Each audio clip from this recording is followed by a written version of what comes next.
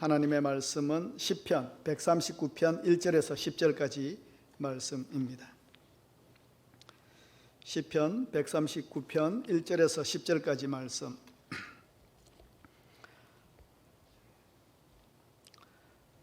제가 한 절 읽고 여러분들과 또 가정에서 예배드리시는 분들이 한 절 읽으면서 교독하고 마지막 절을 함께 합독하도록 그렇게 하겠습니다. 139편 1절부터 10절까지 말씀입니다. 여호와여, 주께서 나를 살펴보셨으므로 나를 아시나이다. 내가 안고 일었음을 아시고 멀리서도 내가 생각을 밝게 하시고 나의 모든 길과 내가 눕는 것을 살펴보셨으므로 나의 모든 행위를 익히 아시오니 여호와여, 내 혀의 말을 알지 못하는 것이 하나도 없으시니 주께서 나의 앞뒤를 둘러싸시고 내게 안수하셨나이다. 이 지식이 내게 너무 기이하니 높아서 내가 능히 미치지 못하나이다. 내가 주의 영을 떠나 어디로 가며 주의 앞에서 어디로 피하리이까? 내가 하늘에 올라갈지라도 거기 계시며 서울에 내 자리를 펼지라도 거기 계십니다. 내가 새벽 날개를 치며 바다 끝에 가서 거주할지라도 거기서도 주의 손이 나를 인도하시며 주의 오른손이 나를 붙드시리이다. 아멘.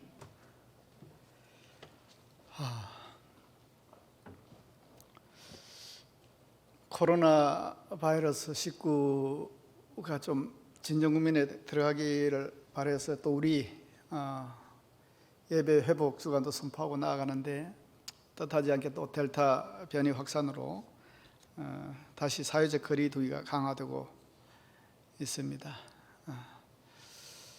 다행스럽게도 제가 이번 주에 그 백신 주사를 맞았어요.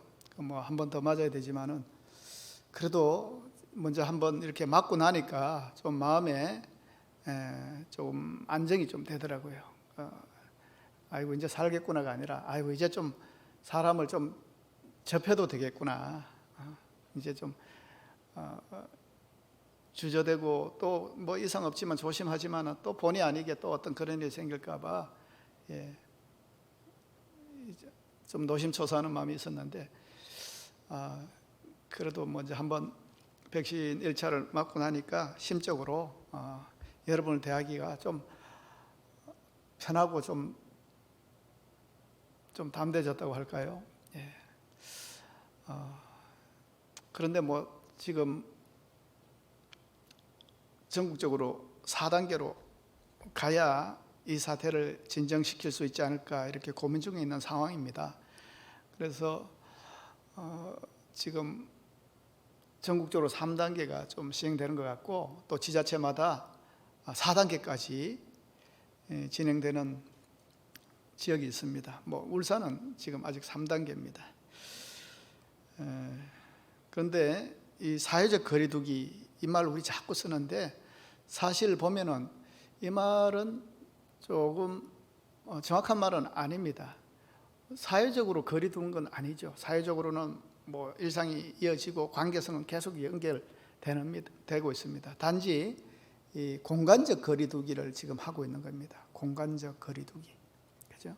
사회적 거리두기가 아니죠. 공간적 거리두기를 하는 것뿐인데, 그런데 이렇게 공간적 거리두기를 하면 우리가 자주 못 만나게 되고 그 시간이 좀 오래 진행되면은 또 서먹하기까지 하는 일이 생깁니다.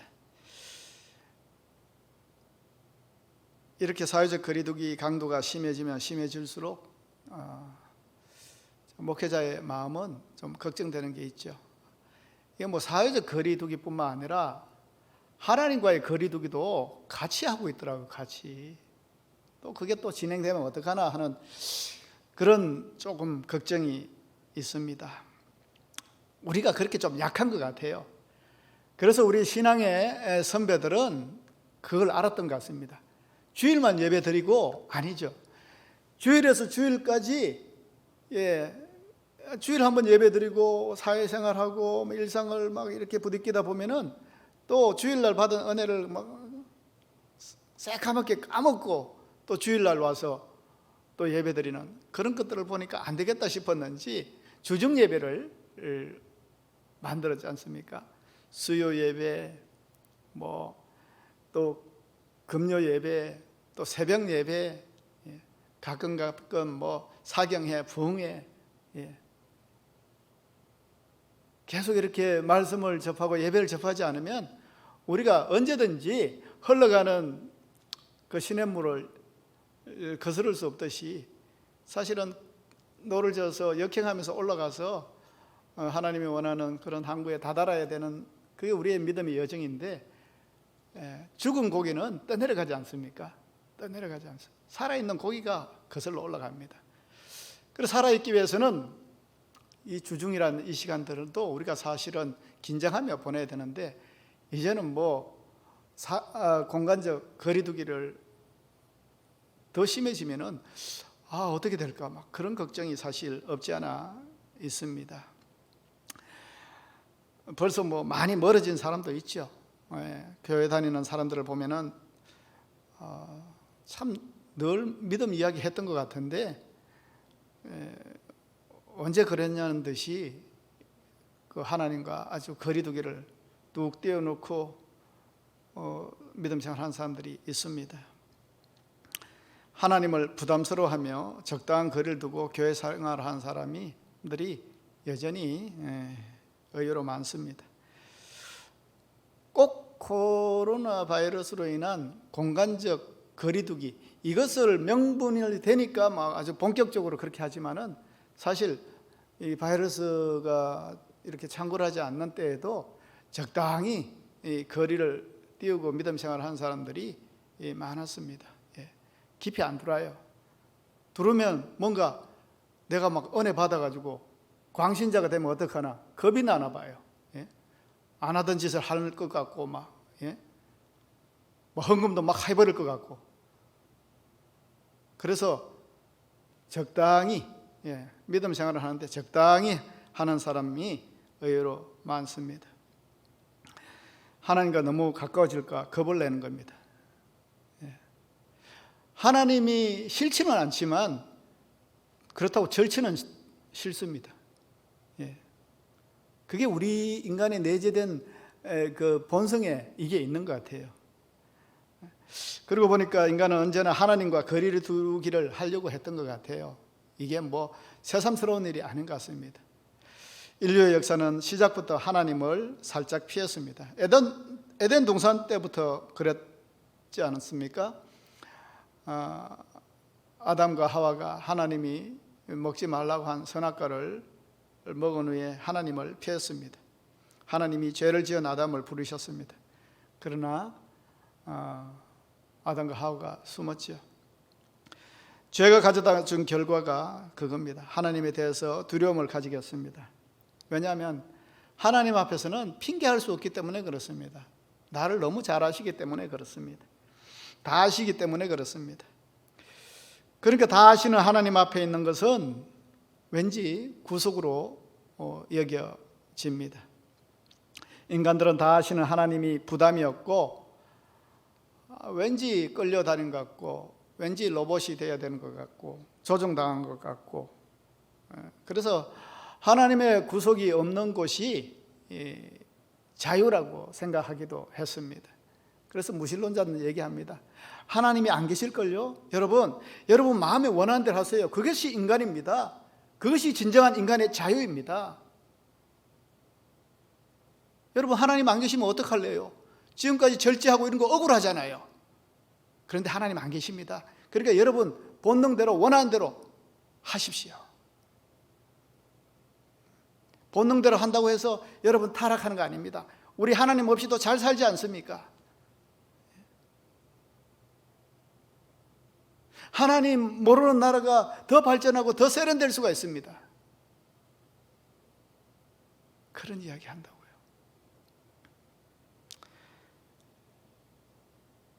그러나 여러분, 우리는 알아야 됩니다. 인간은 하나님을 떠나서는 자유할 수가 없습니다. 진정한 자유는 하나님 안에 있을 때 주어지는 겁니다. 하나님이 그렇게 만드셨습니다. 하나님과 거리를 둘수록 자유를 잃어버립니다.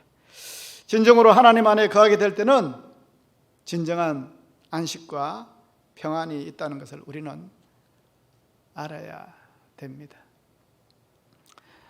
오늘 우리가 묵상하는 이 시편 139편 내용이 그것을 말하고 있습니다. 오늘 시편은 누구의 시편입니까? 다윗의 시편입니다. 다윗은 먼저 하나님께서 사사시 다 아신다고 했습니다. 1절 한번 보십시오. 여호와여 주께서 나를 살펴보셨으므로 나를 아시나이다. 2절은요. 주께서 내가 앉고 일어섬을 아시고 멀리서도 나의 생각을 밝히 아시오며. 여러분, 멀리서도 내 생각을 다 알고 계신다는 겁니다. 일거수일투족을 다 아신다는 겁니다. 4절엔 또 뭐라고 해요? 여호와여 내 혀의 말을 알지 못하는 것이 하나도 없으시니이다. 내가 혀를 놀려 아무 말 하지 않는데도 주님께서는 내가 하려는 말을 알고 행간의 뜻도 아시고 생각과 말을 다르게 하더라도 하나님은 그 마음의 진의를 알고 계신다는 겁니다. 아유 부담스러워. 그런 하나님 앞에 살아간다는 것이 숨 막힐 것 같지 않아요? 세상 사람들은 내가 타고난 처세술에 뛰어나고 거짓말쟁이인데 사기꾼인데 다 속일 수 있을 것 같은데 또 다 속아 넘어가던데, 그래서 내가 원하는 대로 세상 살아가는데 안 되는 게 있어요. 그건 뭡니까? 하나님 앞에. 하나님 앞에. 그러니까 악인들은 하나님이 계시면 안 되는 겁니다. 그래서 하나님이 없다고 얘기하는 겁니다. 그래야 내가 좀 살 것 같으니까 그러는 겁니다. 그러나 여러분, 하나님은 우리의 모든 것을 훤히 알고 계십니다. 하나님은 쉬지 않고 우리를 지켜보십니다. 물론 이 점을 두려워하는 사람이 많습니다. 아주 싫어합니다. 숨이 막혀 할 수 있습니다. 그런데 그런 하나님이 좀 그냥 멀리 계시고 우리의 일상에 좀 관여를 안 하시고 좀 그랬으면 좋겠다고 생각하던 그런 우리가, 하나님을 먼데 하나님이라고 생각하던 우리가, 하나님을 적당히 거리를 두고 가까이 하지 않으려고 하던 우리가 하나님을 찾을 때가 있습니다. 하나님은 분명히 계셔야 된다고 절규할 때가 있습니다. 하나님을 목마른 사슴처럼 찾으려고 할 때가 있다는 겁니다. 하나님께 매달리고 하나님을 놓치지 않으려고 할 때가 있다는 겁니다. 하나님은 공의의 하나님이 되어야 된다고, 하나님은 정의의 하나님이 되어야 된다고, 하나님이 역사해 주셔야 된다고 절규할 때가 있습니다. 그리고 내 인생 가운데도 하나님이 떠나셨을까 두려워하고, 왜요? 너무 퍽퍽하고 냉랭하고 허탈하고 응답이 없었고, 내가 하나님 믿는데, 믿어왔다고 생각하는데 도저히 하나님이 계신가 의심이 될 정도의 그런 냉랭함, 그것을 하나님의 부재라고 얘기하죠. 무소부재의 하나님이라고 하시는데 나에게는 부재의 하나님으로 와 닿는 겁니다. 나는 절박한데 하나님이 응답하시지 않고 안 계신 것 같고 나를 거들떠도 안 보시는 것 같은 그런 소외 속에 막 절규하는 인생. 시편에도 그런 그 탄원 시들이 많이 있습니다. 대표적인 시가 13편에 보시면 여호와여 어느 때까지니까 나를 영원히 잊으시니까 주의 얼굴을 나에게서 어느 때까지 숨기시겠나이까. 구구절절히 탄원합니다. 누구시냐면 다윗입니다. 아니, 다윗이, 하나님과 그렇게 함께했던 다윗이 이렇게 하나님을 못 느끼며 살 때가 있었나? 기도만 하면 하나님이 바로 그냥 이렇게 응답하시고 들어주시고 반응하시지 않으셨나? 아닙니다. 천하의 다윗도 하나님 왜 내 기도를 안 들어주세요? 하나님 어디 계세요? 왜 나를 버리세요? 나 이렇게 죽는 겁니까? 하나님 얼굴을 들어서 나에게 비춰주시옵소서. 이렇게 기도할 때가 있었다는 겁니다.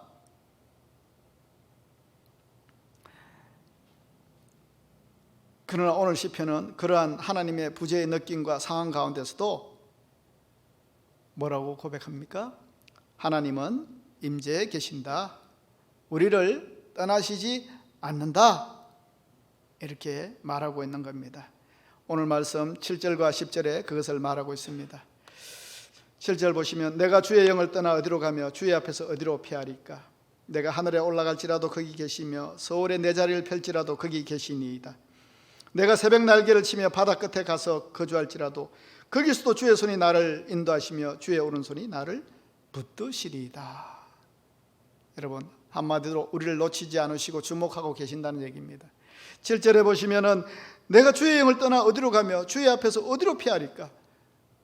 하나님이 안 계신 곳은 없다는 고백 아니겠습니까? 피한다고 피했는데, 나는 멀리 갔다고 생각했는데 하늘에 올라갈지라도 거기 계시고 서울에 내 자리를 펼지라도 거기 계셨습니다. 서울이란 것은 뭐 그 당시의 의식에 지옥이란 곳입니다. 어쩌다 뭐 지옥의 자리에 폈는지 지옥과 같은 광야 생활을 했다라고 그렇게 이해할 수 있습니다. 일찌감치 바다 끝까지 갈지라도 하나님을 벗어날 수가 없다, 이렇게 고백하는 겁니다. 여러분, 이제 뭐 시대가 변했으니까 어떻게 할까요? 우주선을 타고 달나라를 가고 화성 여행을 하면, 그래서 대기권을 벗어나면, 그럼 어떻게 했어요? 하나님을 벗어난 겁니까? 벗어났다고 생각해도 되는 겁니까? 뭐 여기 지구에 한정되어 있으면은 하나님을 뭐 벗어날 수 없지만은, 대기권을 뚫고 저 우주로 나아갔는데 하나님은 거기 계실까? 그런 좀 의구심을 가질 수 있지 않겠어요? 우리는 그렇게 어리석게 하나님의 임재를 그렇게 조금 한정할 때가 있다는 겁니다. 하나님도 웃게 만드는 기도라는 아이들이 쓴 기도문들을 모아놓은 책이 있어요. 그 중에 이런 기도가 있어요. 애들이 기도하는데, 하나님, 우리가 이모가 산 냉장고 박스로 아지트를 만들었어요. 우리 여기서 숨어 있을 텐데 하나님, 우리 없다고 생각하지 마시고 찾으실 때 내가 분명히 여기 있다고 했습니다. 날 여기서 찾아주세요. 이런 기도가 있어요. 아이들 생각에는 우리가 숨었는데 하나님이 우리를 너희들 어디 있니? 한번 찾으시다가 이 아지트에 숨어 있으니까 모를까 싶어서 미리 하나님께 고지 예고해드리고 일러두는 그런 기도입니다. 하나님 못 찾으실까 걱정이 돼서 말입니다. 우리 믿음도 그런 신앙을 가질 수 있다는 겁니다. 아이들만 아이고 순진하다 그런 생각이 아니라, 우리 믿음도 하나님은 안 계실 것 같은 그런 상황 가운데에 우리가 그런 행동을 할 때가 있다는 겁니다. 믿음의 조상 아브라함도 잠시 그렇게 생각한 적이 있습니다. 아브라함의 인생 중에서 철저하게 실패를 하고 망신을 당한 사건이 하나 있는데, 하나님의 부름을 받아서 여호와의 말씀을 따라 가나안 땅에 왔지 않습니까? 새 생활 시작한 지 얼마 안 됐는데 그 땅에 기근이 들었죠.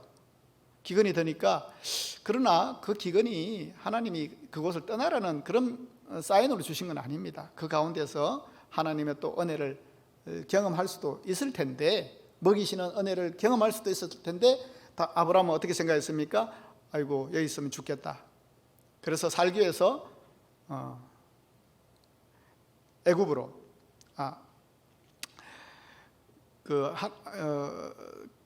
애굽으로 내려갔습니다.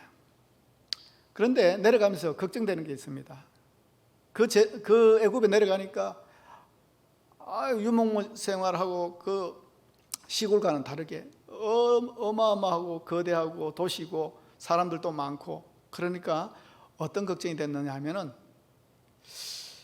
이곳에서는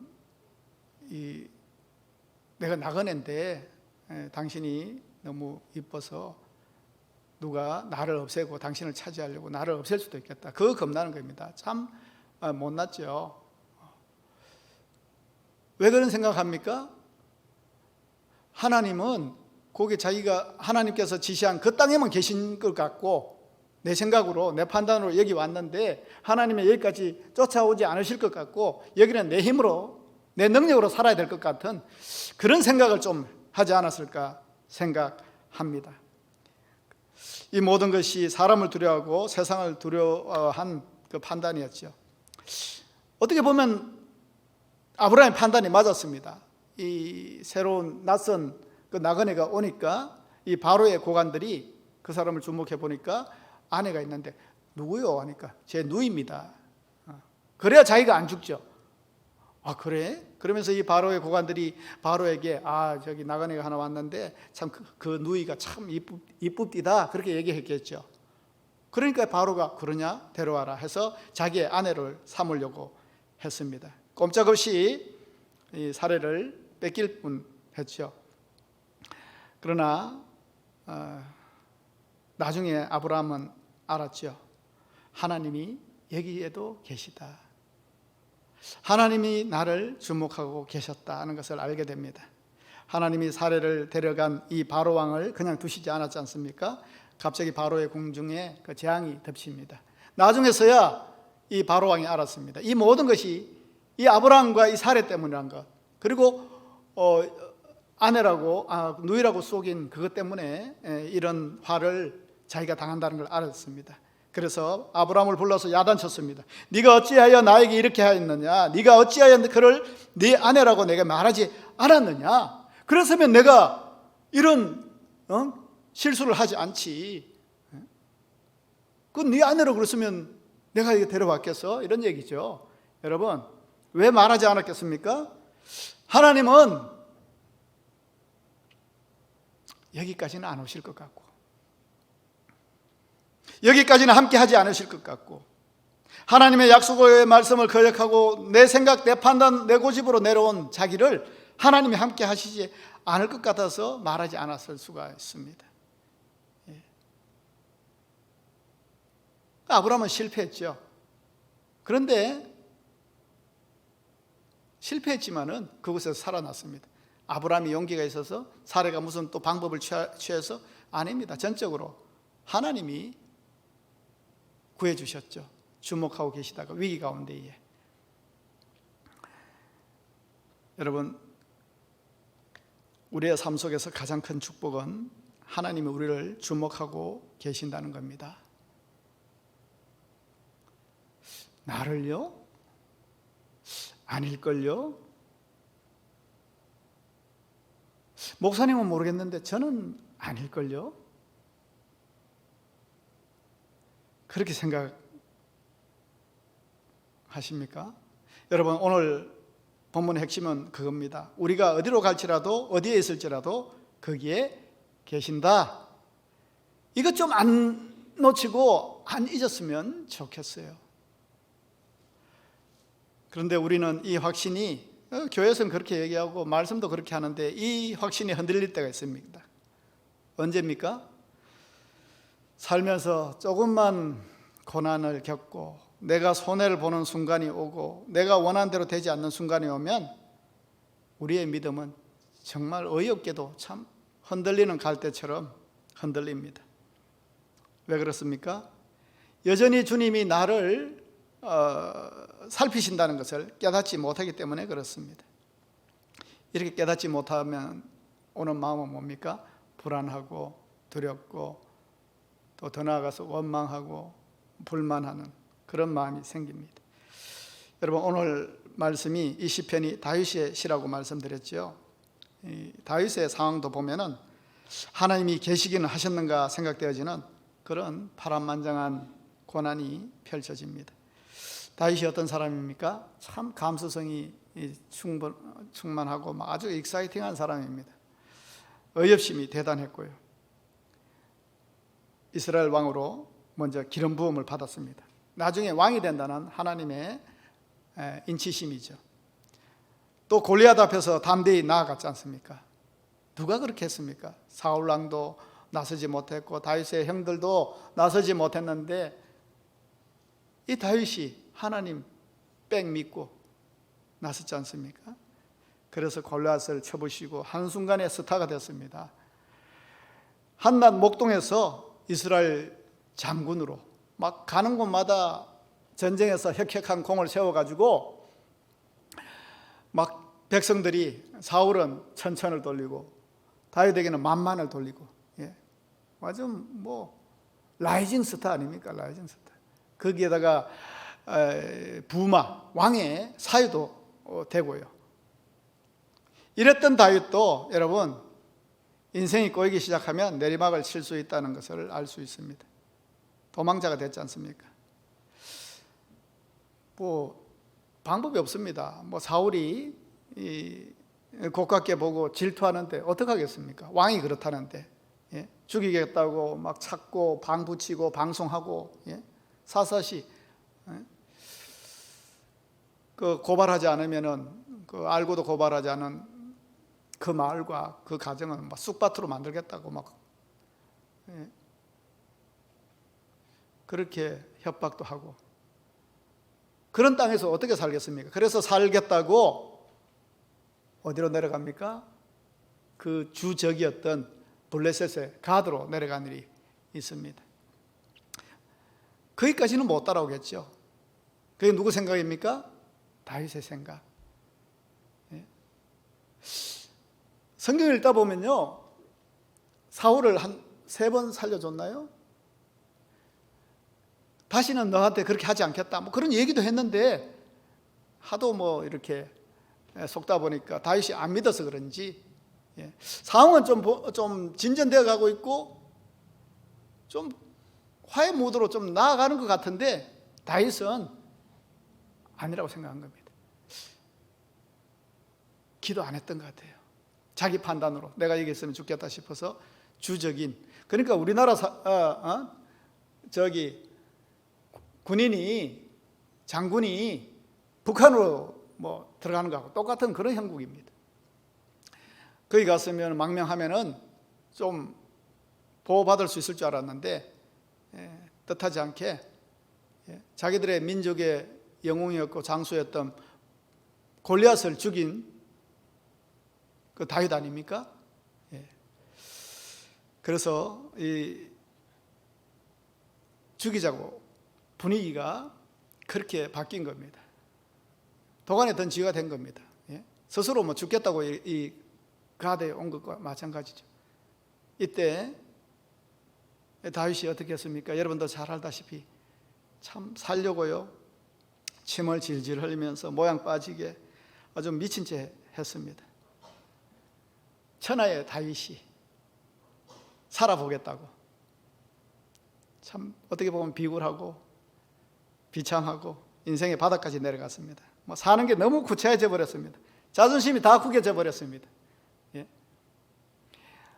이스라엘의 왕, 이스라엘의 궁전, 이런 이미지하고는 너무나 거리가 떨어진 그런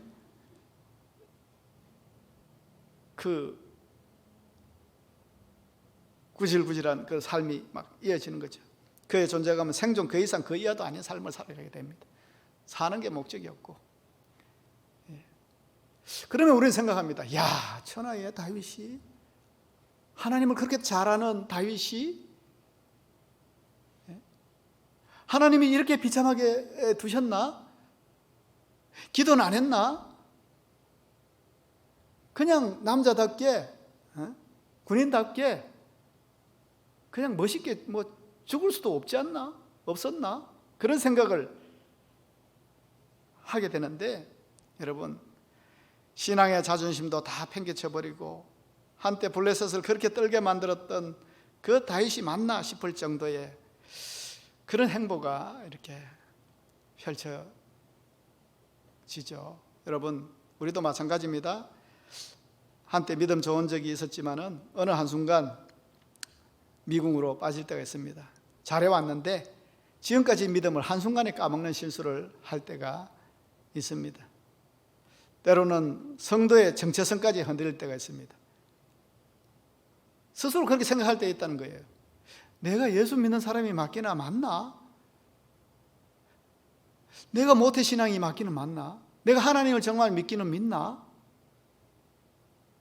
그 모습에 자기도 의구심이 생길 정도의 그런 혼란, 신앙의 민낯을 대할 때가 있다는 겁니다.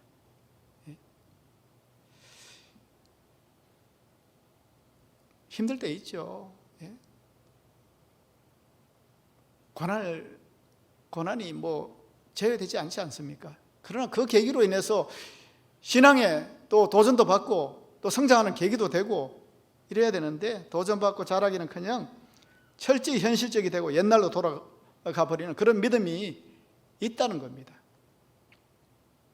전도하다 보면요, 뭐 좀 이렇게 설명하고 좀 이렇게 복음을 전하려고 그러면, 아유 이래봬도 저 교회 옛날에 잘 다녔어요 이런다고요. 뭐 옛날에 청년부 회장도 했고요, 막 이렇게 선교도 하고 뭐 철야도 하고, 뭐 그때는 불덩어리였답니다. 그런데 지금 하나님 네 믿음이 어디 있느냐 물으시면은 그건 뭐라고 얘기해야 되는 겁니까? 지금 어떻다는 말입니까? 한때는 그랬다는 겁니다. 전설의 고향입니다. 그것이 그 인생을 지켜주지는 못합니다. 여러분, 신앙생활 잘하던 사람도 신앙에 침체기가 있을 때가 있습니다. 뭐 기쁨도 사라지고 감사도 없고 감격도 없고 가슴 떨림도 없고 눈물도 없고 헌신은 더더욱 없고 무덤덤하게 교회는 왔는데 그냥 이렇게 다니는 사람도 있어요. 그래도 교회만 해도 나온 게 다행이죠. 뭐 그런 계기로 뭐 시험 받았다 그러고 힘들었다 그러고 하나님이 없다고 판단해서 결론이 났다 그러고 그러면서 세상에 떠도는 하나님의 빛을 잠깐 머금다가 떠난 인생들이 세상엔 그렇게 많다는 겁니다. 그러면서 지금까지 믿음을 헌신짝처럼 버리고 지금까지 믿음 생각했던 쌓아놓았던 것을 우습게 여기고 이제는 먹고 살겠다고 뭐 하면서 살겠으니까 자기를 좀 놔두라고 하는 그런 인생이 많다는 겁니다. 그것이 뭐 하나님께 시험 들을 수도 있고, 사람이 그래도 시험 잠깐 들면은 뭐 안 보고 살겠다 그러는데, 하나님께 그런 섭섭한 마음 들면은 이게 내 때문인가? 하나님이 응답해 주셨어야지. 그때 우리 어머니 데려가셨잖아요. 그때 우리 아버지 데려가셨잖아요. 내가 그렇게 울고 불고 기도할 때 하나님 응답 안 하셨잖아요. 그 하나님 책임으로 돌리는 겁니다. 그러나 여러분, 다윗은 고백합니다. 우리가 하나님의 부재를 느끼고 냉랭한 현실을 당하는 가운데서도 하나님은 계셨다는 겁니다. 그리고 나를 주목하셨다는 겁니다. 시편 34편, 이 시편은 누구 시편이냐면 다윗의 시편입니다. 이 시편도. 그런데 이제 표제에 뭐라고 적혀 있느냐면 다윗이 아비멜렉 앞에서 미친 채 하다가 쫓겨나서 지은 시. 그게 바로 참 우리가 보기에도 참 민망한 그 다윗의 흑역사. 남들은 야 이게 다윗이 맞나? 다윗의 믿음은 어디 갔느냐? 알러리 죽지? 다윗답지 않다. 뭐 그러면서 다윗에 대해서 참 실망하고 모양 빠지는 다윗 자신도 그 시간 그때만큼은 요즘 말로 흑역사 아닙니까? 기억하고도 싶지 않고 사람들이 기억하지 않기를 바라는 그 역사. 그런데 그것을 자기가 꺼내요. 자기가 꺼낸답니다. 그러면서 뭐라고 얘기하느냐 하면 시편 34편 4절에 이렇게 얘기합니다.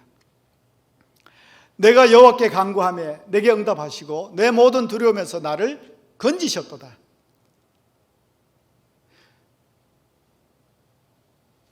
그 미친 채하고 침 질질 흘리고 살아보겠다고 막 그렇게 했을 때 기도했겠죠. 하나님 살려주세요. 도와주세요. 내가 꼼짝없이 죽게 되었습니다. 하나님. 그런데 우리는 참 비굴하게 막 거짓말하고 막 미친 채하고 상종 안 하게 만들어서 살았던 것 같은데 다윗의 입술로 듣습니다. 하나님이 내 모든 두려움에서 나를 건지셨다. 내가 산 것이 하나님의 은혜로 살았다는 겁니다. 6절 한번 보세요. 34편 6절에 보시면 이 공고한 자가 부르짖음에 여호와께서 들으시고 그의 모든 환난에서 구원하셨도다. 여러분, 그 비참한 현실 가운데서도 하나님이 안 계신 게 아니었고요. 다윗만 알아요. 다윗만. 하나님이 응답하셨어요. 날 버리지 않으셨어요. 나를 건지셨어요. 우리가 그냥 피상적으로 객관적으로 보면은 막 다윗이 뭐 형편없이 나락에 떨어지고 뭐 그렇게 건짐을 받은 줄 알지만은 그러한 가운데서도 하나님이 살려주셨다고 고백하는 겁니다. 여러분, 그렇게 비참했으면 다윗 같으면 하나님과 손절합니다. 내가 이렇게까지 모양 빠지게 고난을 받는데도 하나님 침묵하셨어요? 하나님 어디 계셨어요? 이런 하나님이면 나 상종 안 합니다. 나 하나님 버립니다. 내가 이렇게 버려도 하나님 저한테 할 말 없습니다. 이렇게 얘기할 것 같은 상황이잖아요. 그런데 다윗이 뭐라고 그래요? 하나님이 거기 계셨고 하나님이 그 깊은 수렁에서 나를 건지셨고 나를 구원하셨다고. 아, 이렇게 사는 것이 하나님이 하셨구나. 이 다윗이 얘기 안 해줬으면 우리는 몰랐을 거예요. 우리는 어떻게 또 그럼 시험 들어야 됩니까? 하나님이 이런 하나님의 사람, 하나님 마음에 합한 사람이라고 한 이 다윗의 이 지경까지 나아갔는데도 구해주시지 않은 하나님이면 아유, 나는 안 되겠다. 난 안 되겠다. 난 그만한 믿음도 없는데 아예 시작부터 못하겠다. 그래서 조금만 시험 들고 조금만 힘들면 언제 그랬냐는 듯이 아주 손 털고 일어나는 그런 믿음을 볼 때가 있다는 겁니다. 여러분, 다윗은 앞이 막히고 옆이 막히고 사방이 다 막힌 난관 가운데서도 내 힘과 내 능력과 내 지혜로는 별 수 없는 상황 가운데서도 환경을 움직이시고 사람을 움직이시고 상황을 조율하시고 하늘의 천사의 도움으로 놀랍도록 열어주시는 형통케 하시는 그 하나님의 은혜를 맛보았다고 했습니다. 그 비참한 현실 가운데 하나님의 은혜를 맛보았대요. 우리는 하나님의 은혜가 없는 것 같은 상황이라고 생각하지 않습니까? 그런데 하나님 포기하지 않고 그래도 다윗이 자기대로 힘대로 하려고 하다가도 하나님께 기도하고 뭐 절규하고 그런데 하나님이 결과가 그렇지 않습니까? 살았지 않습니까? 그런데 누구도 알 수 없는 이건 하나님이 하셨다. 하나님이 구해주셨다. 하나님이 응답하셨다. 그 하나님의 은혜를 맛보았다는 겁니다. 그 힘이 얼마나 대단한 거겠어요. 예? 여러분, 은혜를 아는 것만으로 충분하지 않습니다. 예, 맛있는 과일을 보고 아, 저 과일 참 맛있겠다. 그거 하고 내가 먹어보는 거하고 그래서 맛을 아는 거하고는 다르죠? 여러분, 하나님의 은혜를 맛보기를 축원합니다. 하나님 은혜, 크죠? 놀랍죠? 그렇게 얘기하지 말고 내가 직접 맛보시기를 바랍니다. 언제 맛봐야 됩니까? 힘들 때, 지칠 때, 뜻대로 안 풀릴 때, 하나님 안 계신 것 같은 그런 텁텁함과 컬컬함이 있을 때에도 하나님은 여전하시다는 겁니다. 우리의 환경과 우리 마음이 그만한 마음이 아니어서 그렇지 구름 위에 태양이 언제나 존재하듯이 하나님은 여전히 계신다는 것을 우리는 놓치고 살지 말아야 될 줄 믿습니다. 오늘 10절에 보십시오. 거기에서도 주의 손이 나를 인도하시며 주의 오른손이 나를 붙드시리이다. 하나님은 인생들이 하나님의 부재를 느끼는 그 순간에도 여전히 하나님은 변함이 없으시고 언제나 어제나 오늘이나 내일이나 여전히 계시는 하나님이라고 고백하고 있습니다. 누가 이렇게 고백합니까? 참 산전수전 다 겪고 나 같으면 그렇게 살 수 없을 것 같은 그 상황을 겪은 다윗의 고백입니다. 다윗은 한 번도 하나님은 한 번도 다윗을 놓치지 않으셨습니다. 그의 인생을 외면한 적이 없었습니다. 다윗의 인생 보면 참 죽을 곱이 많았습니다. 막 사울이 죽이려고 창을 2번이나 던지고, 막 꼼짝없이 막 그 황무지에서 잡히게 되고, 막 가드에서 죽을 뻔하고. 그런데 그 가운데서 죽지 않은 것은 그의 실력이 아니라 하나님이 지켜주시고 구해 주셨기 때문에 그렇습니다.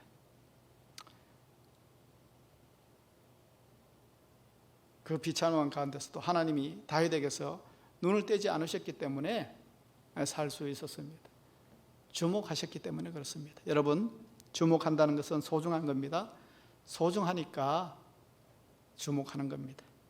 소중하니까 계속 들여다보고 있는 겁니다. 뭐 쓰레기통을 누가 주목합니까? 안 보죠. 그러나 소중하면요, 계속 보게 되고 계속 주목하게 되고, 중요한 것, 사랑스러운 것 우리 계속 주목합니다. 그렇잖아요. 하나님이 우리를 주목하신대요. 제 첫딸이 이렇게 그 딸애가 태어났을 때 저는 참 애가 언제나 제가 주목했던 것 같아요.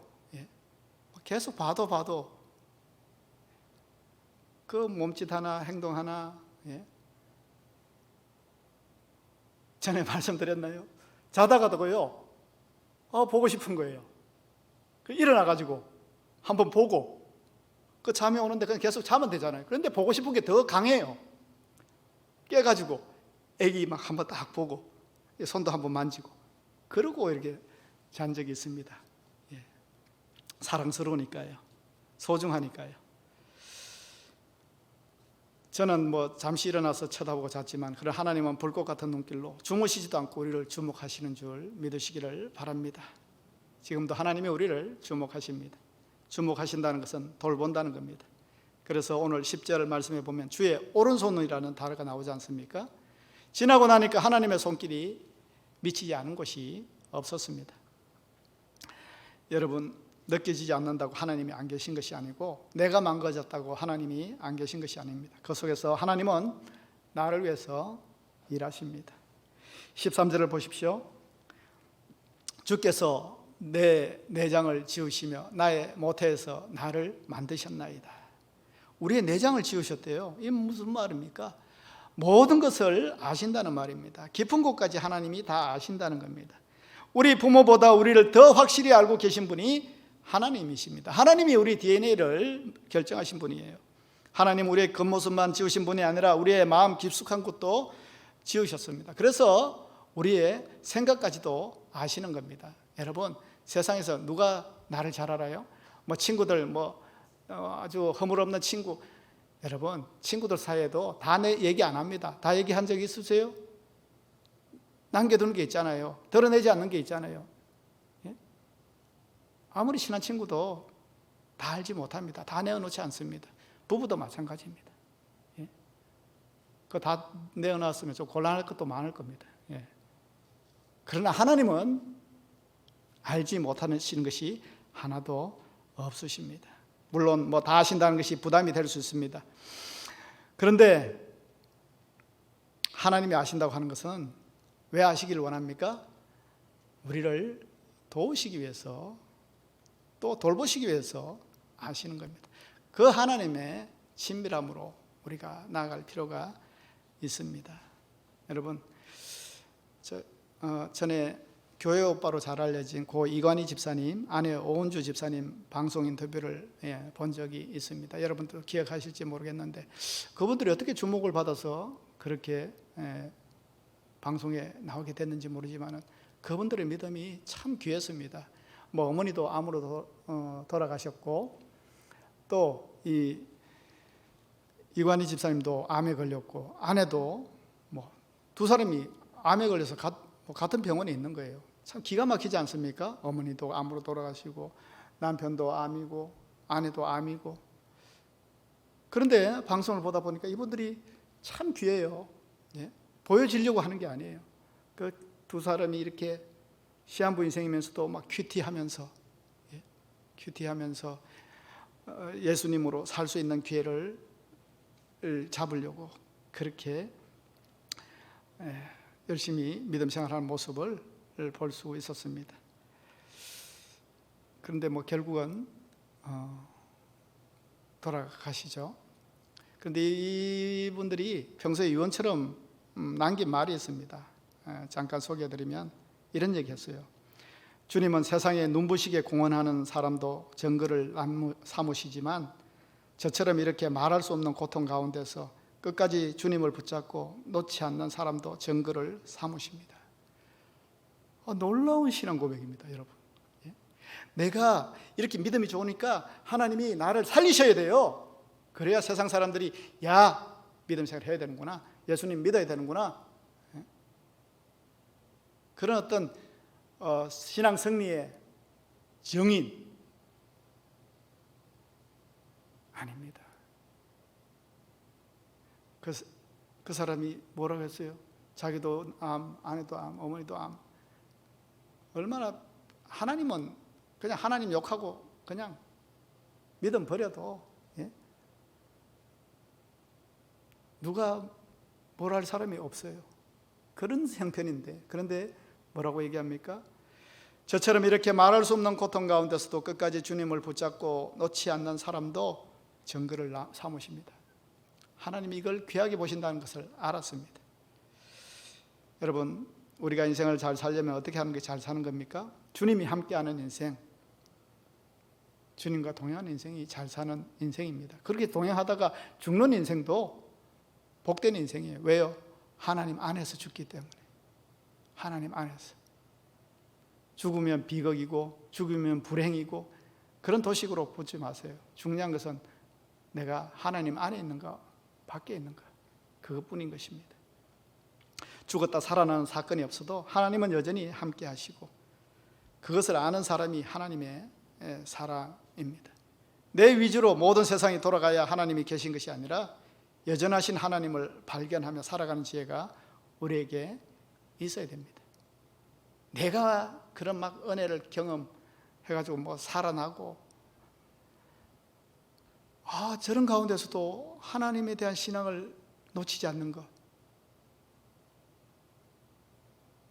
이 땅이 끝이 아니기 때문에 그렇습니다.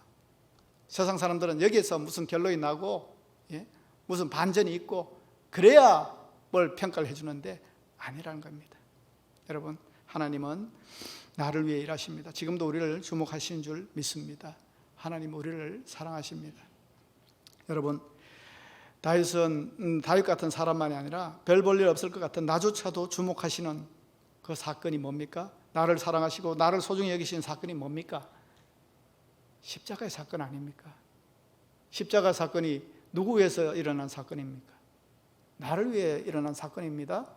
여러분, 우리 며느리도 살렸고 우리 아들도 살렸고 아닙니다. 나를 위해서 살리신 사건입니다. 그래서 십자가 이쁘어서 귀에 달고 목에 걸고 그것이 아니라 그 십자가를 보면서 하나님의 사랑을 볼 수 있어야 됩니다. 하나님이 나를 얼마나 사랑하시는지, 하나님께 내가 얼마나 귀중한 존재인지 깨달을 수 있어야 될 줄 믿습니다. 십자가는 남의 십자가 아닙니다. 나의 십자가입니다. 그 십자가를 보면서 하나님 정말 나를 너무 사랑하셨구나, 사랑하시는구나, 그 확신 가운데에 우리가 살아갈 수 있어야 될 줄 믿습니다. 여러분, 코로나19 좀 길어지더라도 또 힘들어지더라도 참 나를 방치하기 딱 좋은 기간 아닙니까?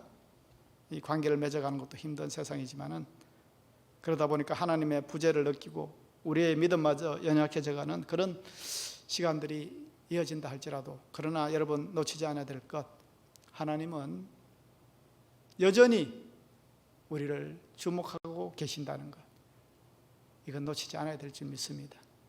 이 가운데에 이 기간이 길어지면서 불시험 같은 내 믿음을 이렇게 달아보는 그런 기간이 또 될 수도 있을 것 같아서 여기에 낙오하지 마시길 바랍니다. 긴장하시길 바랍니다.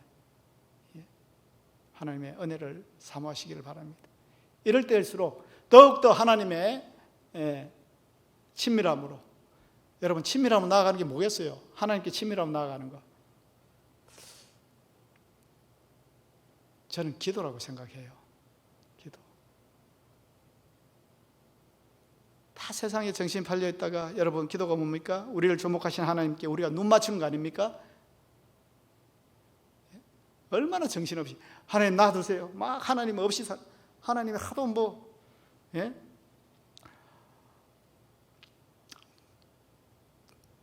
그래서 그냥 놔두시는데 그러나 버리신 것이 아니라 멀찍이 보시는 겁니다. 그런데 우리가 눈을 돌려서 하나님께 시선을 맞추면 하나님이 얼마나 기뻐하시겠어요? 그게 믿음의 전부입니다. 하나님께 시선을 맞추는 것. 그거면 충분합니다. 그러면은 하나님의 짝사랑이 위로를 받으시는 겁니다. 우리 성도님들이 오늘 놓치지 말아야 할 확신은 하나님 나를 주목하고 계신다. 나를 바라보고 계신다. 골리앗을 이길 때만 아니라 밑바닥을 치는 순간에도 주목하고 계신다.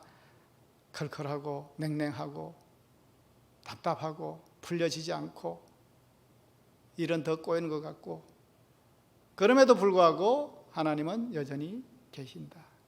그 하나님의 주목되는 대상이 되어야 되고 그 하나님이 나의 하나님이 되기 위해서 여러분 마지막으로 23절 보십시오. 하나님이여 나를 살피사 내 마음을 아시며 나를 시험하사 내 뜻을 아옵소서. 내게 무슨 악한 행위가 있나 보시고 나를 영원한 길로 인도하소서. 우리도 좀 친밀의 대상이 되기 위해서 우리가 또 할 일이 있지 않습니까? 하나님 앞에 좀 잘 살려고 그러고 하나님께 예배하기를 충실하려고 그러고 하나님께 기도하고. 왜요? 하나님이 전부이기 때문에.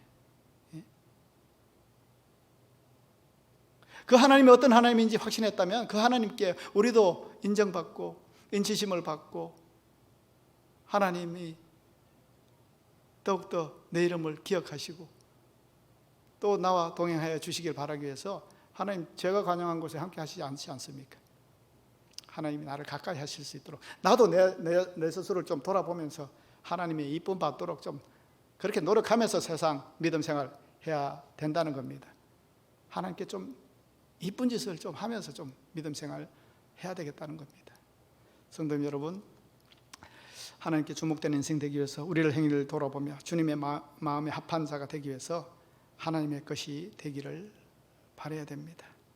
부담스러운 하나님의 시선이 아니라 그 하나님의 친밀함으로 나아가기를 또 바랍니다. 이때가 그때인 줄 믿습니다. 그냥 세상에서 거리두기 하라 그러니까 거리두기 하려고 애쓰지 마시고 하나님과의 거리두기까지 나아가지 해서는 안 되겠고 더욱더 이 기간에 하나님의 친밀함으로 나아가는 우리의 믿음이 되기를 주님의 이름으로 축원합니다. 기도하겠습니다. 하나님 아버지 감사를 드립니다. 하나님께서 우리의 안고 일어섬까지도 아신다고 하셨습니다. 먼 데서도 우리의 모든 행동과 마음을 꿰뚫어 보신다고 하셨습니다. 우리의 머리털까지도 세심받으시는 주님께 우리가 온전히 의탁하며 나아갑니다. 살면서 조금만 고난을 겪고 내가 원한 대로 되어지지 않으면 흔들릴 때도 있습니다. 우리의 연약함 주님 긍휼히 여겨주시옵고 코로나 바이러스로 사회적 거리두기가 상행된다 할지라도 하나님과의 거리두기는 되지 않게 하시고 이때 더욱더 주님과의 친밀함으로 나아가는 은혜의 시간들이 되게 주님 인도하여 주시옵소서. 우리의 방법으로 힘주어 살기보다 주의 오른손의 도우심을 여전히 확신하며 주님이 주목하시는 사랑을 가지고 살아갈 수 있도록 주님 우리의 믿음을 더하여 주시옵소서. 어떠한 경우에도 우리를 건지시는 하나님을 체험하게 하시고 우리의 얼굴을 들어주시는 주님을 부여잡고 살아가는 우리의 믿음이 되길 원합니다. 세상 사람들 날 몰라줘도 세상 사람들이 날 비하고 부끄럽게 여기고 판단하여도 하나님을 든든히 붙들고 내가 하나님을 의지하였은즉 사람이 내게 어찌하리요 이렇게 담대하게 고백하며 나아가는 우리의 믿음이 될 수 있도록 주님 함께하여 주시옵소서. 감사드리며 예수님의 이름으로 기도합니다. 아멘.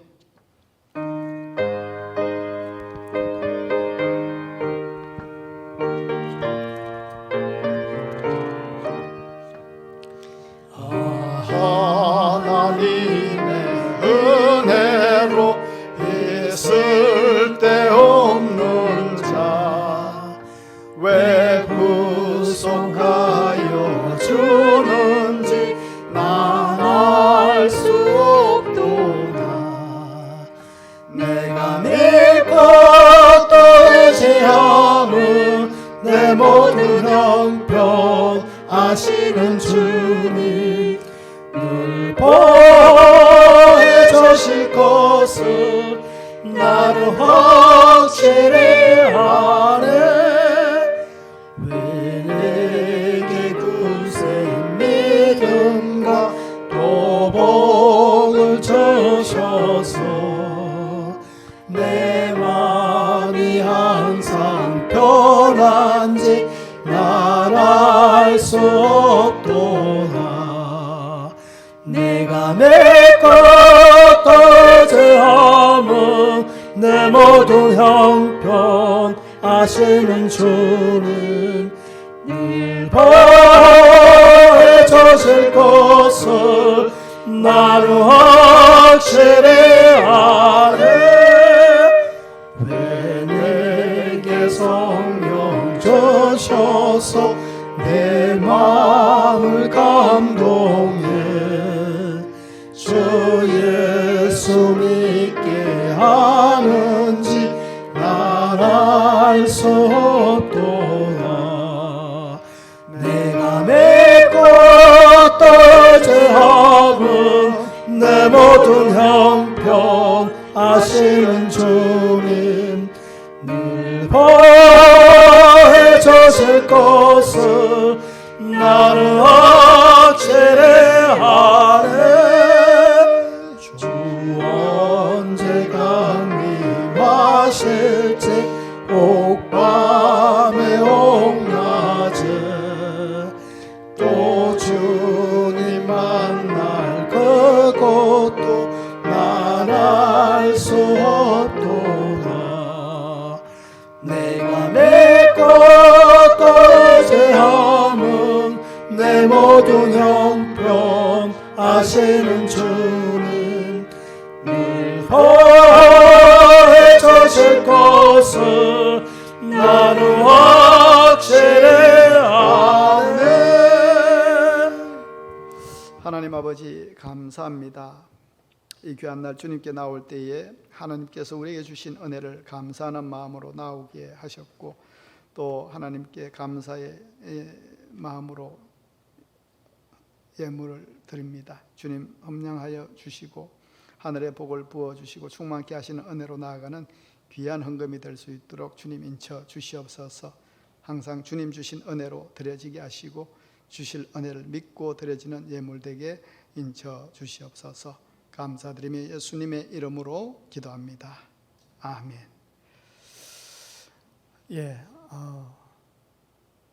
비대면을 이야기하고 또 사회적 거리를 이야기하지만은 이번에 우리 중고등부 청년부 비대면으로 수련회 하는 가운데에 더 많이 참여했고 또 더 깊은 신앙의 교제를 나누었다는 것을 보면서 우리가 환경 이게 핑계하지 말아야 되겠다는 생각도 했습니다. 늘 주님의 친밀함으로 늘 나아가시는 우리 믿음 되기를 주의 이름으로 축복합니다. 더운 날이고 또 코로나 바이러스 좀 이렇게 더 걱정인데 더 조심하시면서 우리의 예배에 방해받지 않도록 늘 조심하시고 또 개인 위생 또 돌아보시는 여러분 되시길 바랍니다. 우리 서로 인사하겠습니다. 사랑하고 축복합니다. 건강하세요. 다 같이 일어나셔서 635장 찬양하겠습니다.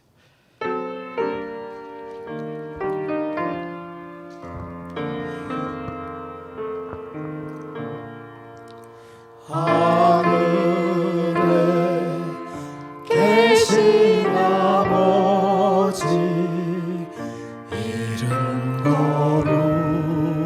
거룩하사 주님 나라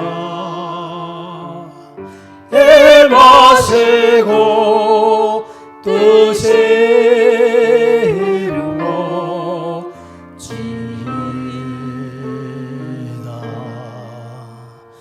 일용할 양식 주시고 우리들의 큰 죄 다 용서하옵시고 또 시험에 들게 마시고 악에서 구원하소서.